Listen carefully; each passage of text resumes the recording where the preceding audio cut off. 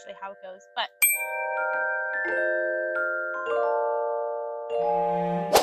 hi there, my name's Esperanza and welcome to Moonlight Hive. Today we are going to be trying our hand at a little fairycore inspired makeup look that I have to practice for a video that I'm shooting next week.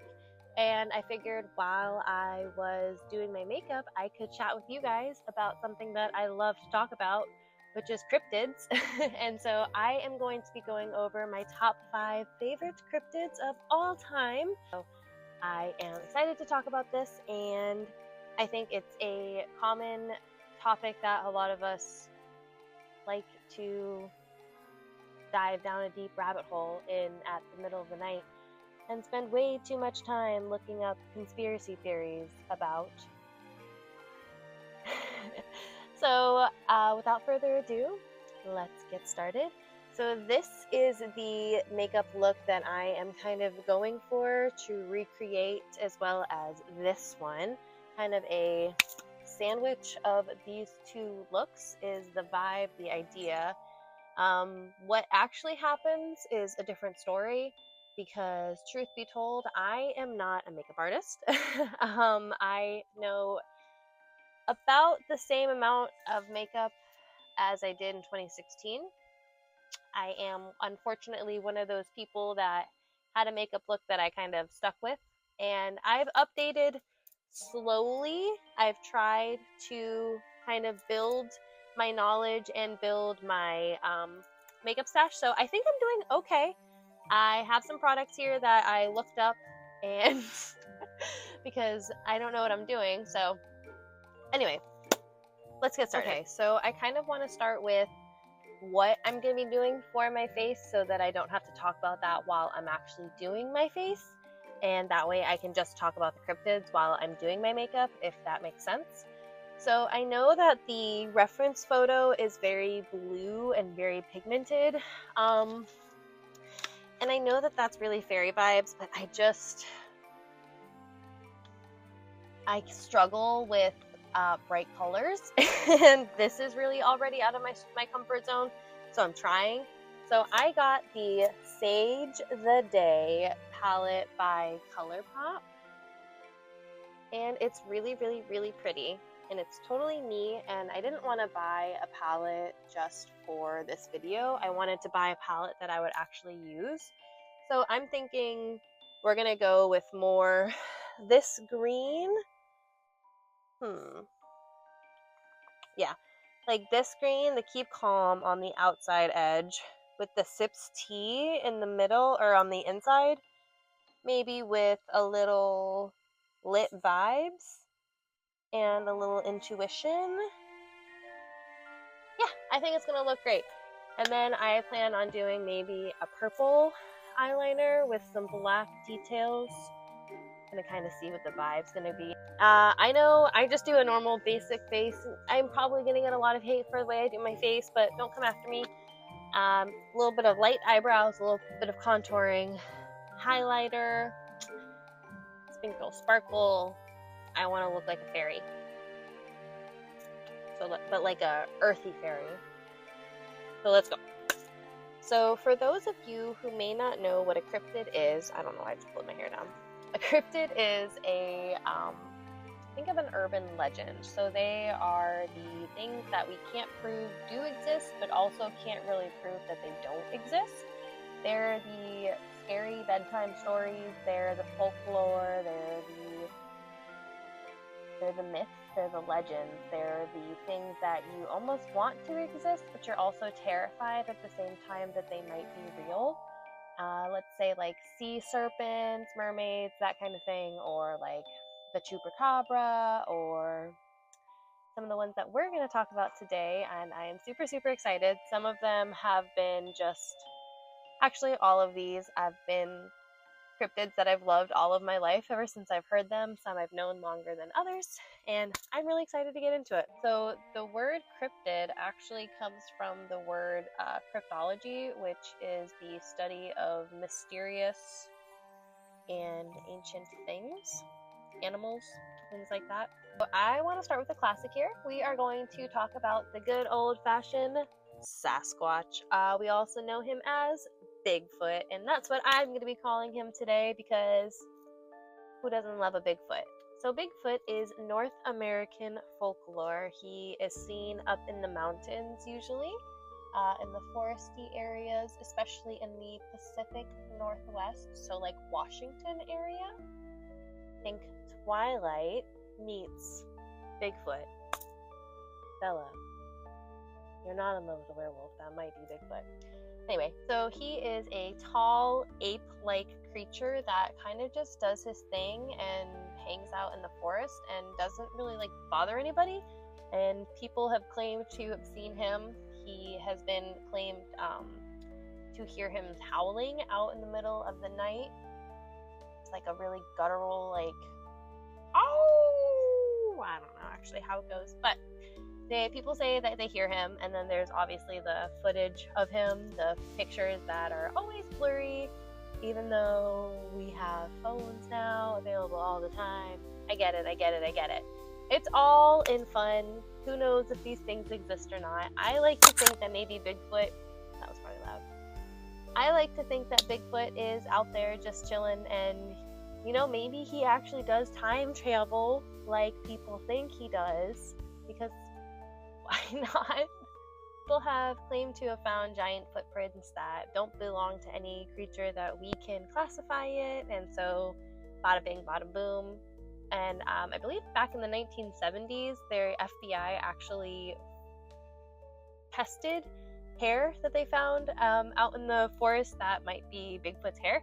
So who knows? Maybe he's real, maybe he's not. I like to believe that he's out there just minding his own business and likes to just scare campers, but nobody's ever actually reported that he's done anything like bad or mean. Like, he's not a bad guy, just a little misunderstood, you know? I think all cryptids are just a little misunderstood. Let's get into a little bronzer action. Alright, so the next cryptid that I want to talk about is none other than the early 2000s toxic nightmare of a internet brain baby known as Slender Man. Listen, I was one of those kids staying up way too late at night watching the Slender tapes. I don't even remember what they're called, but where you would play this game and you would go through the forest and you would collect the Slender Man, like you would collect these papers and then Slender Man would come after you. Anyway, I would watch people play that game for hours and hours and hours, and I would get on these like Reddit feeds at way too young of an age, and I shouldn't have been on Reddit, but I would read these stories and I would be told how real this was, and Slender Man scared me. So if you don't know who Slender Man is, he is this like 10-foot tall faceless being that has a suit on, and he abducts people in the middle of the night. Yeah, it's usually nighttime, but in the middle of the forest, or like, I don't know, comes into your house while you're sleeping. He's a scary dude, okay?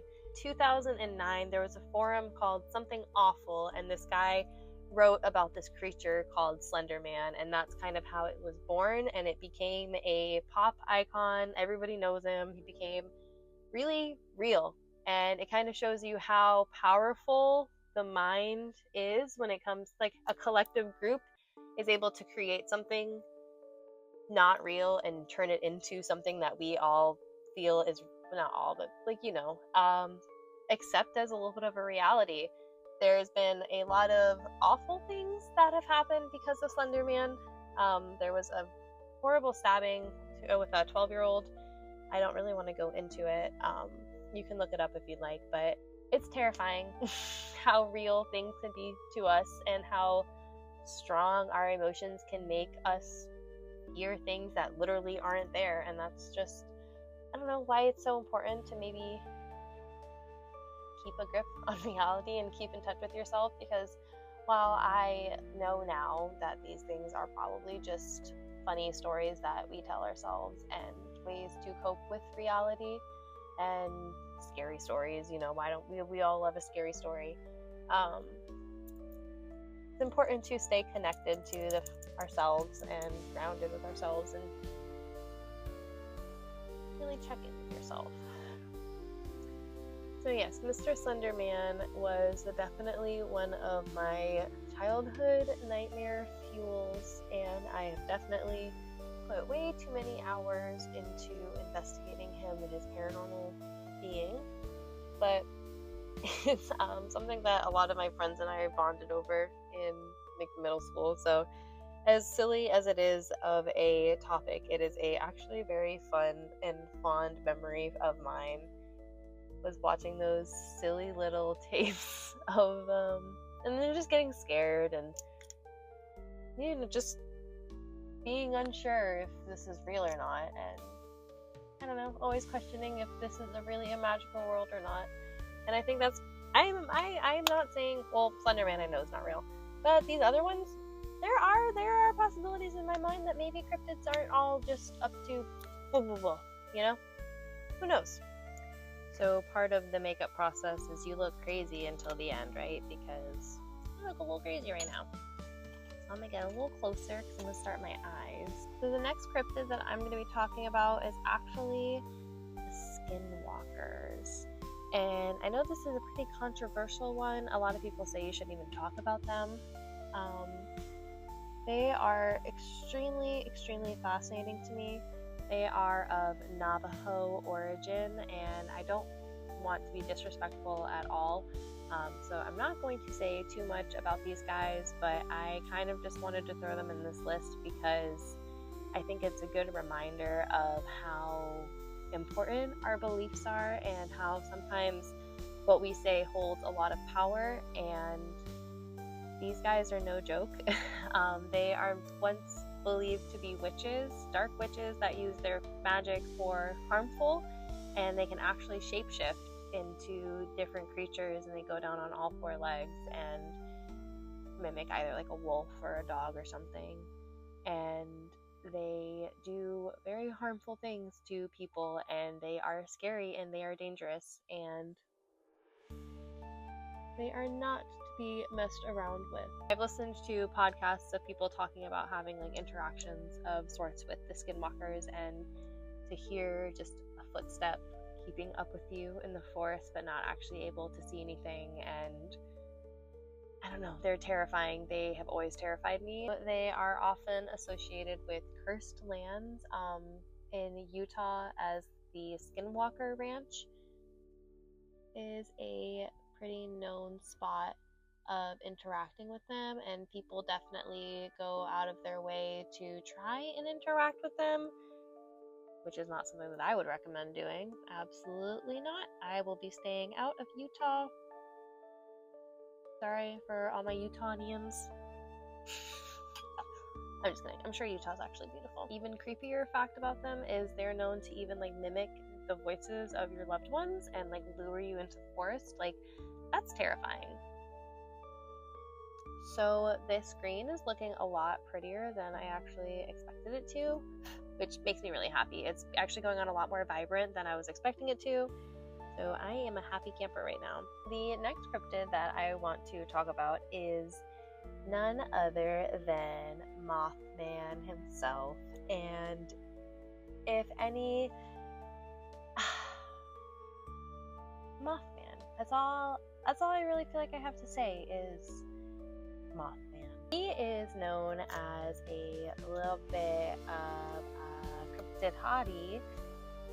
He was a large winged man, looked like a bat, moth creature, and he shows up at weird times, and he's kind of known to be like a good omen. He's not, I guess it depends on which way you look at it. Some might say he's bad and shows up when bad things happen, but some might say that he's a good omen and is actually protecting and trying to warn people.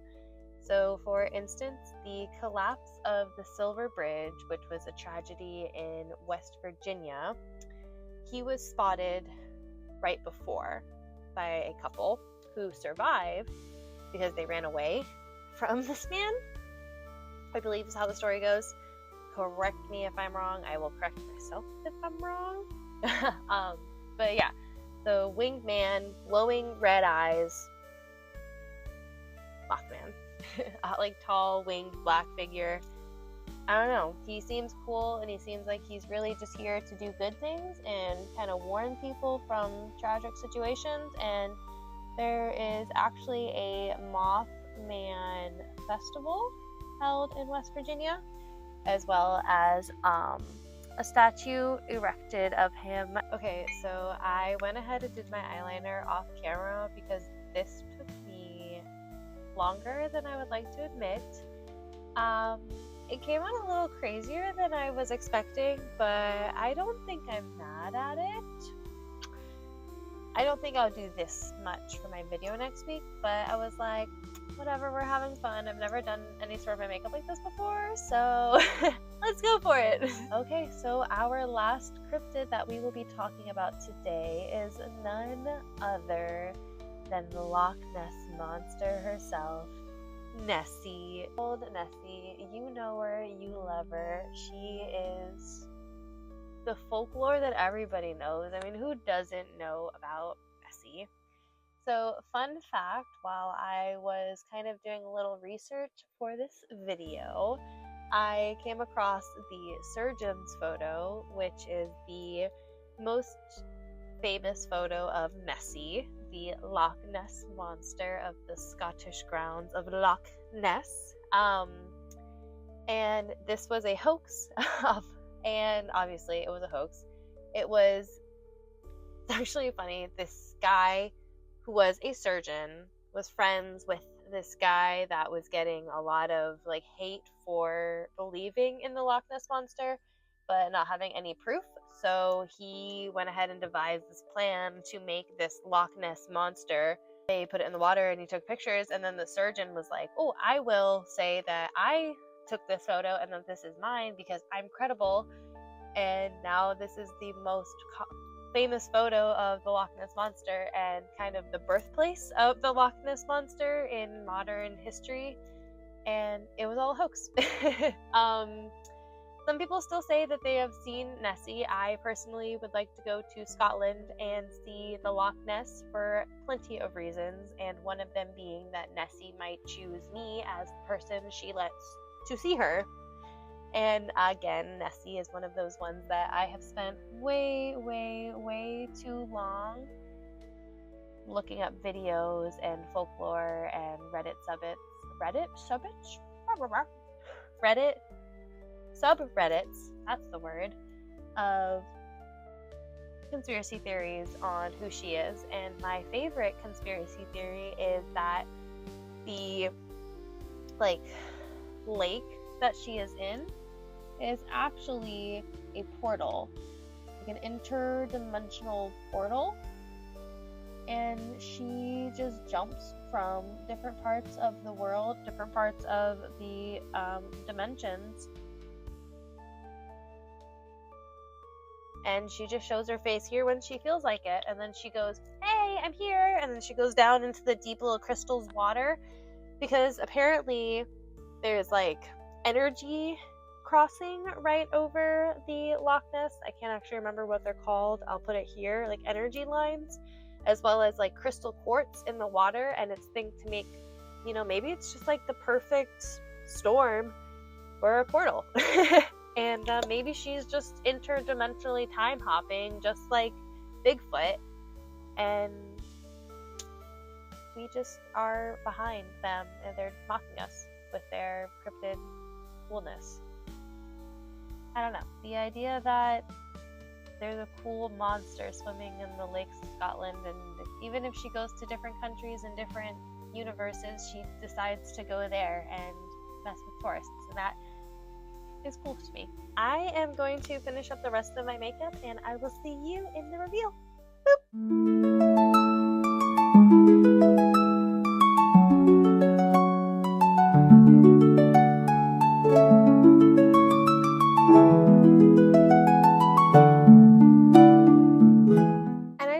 Say thank you so much for watching, and I really hope that you enjoyed this. I really love the way that this came out, and although this is not my outfit for the video, I really like this little fit. I kind of just threw something together, and I don't know, I love it.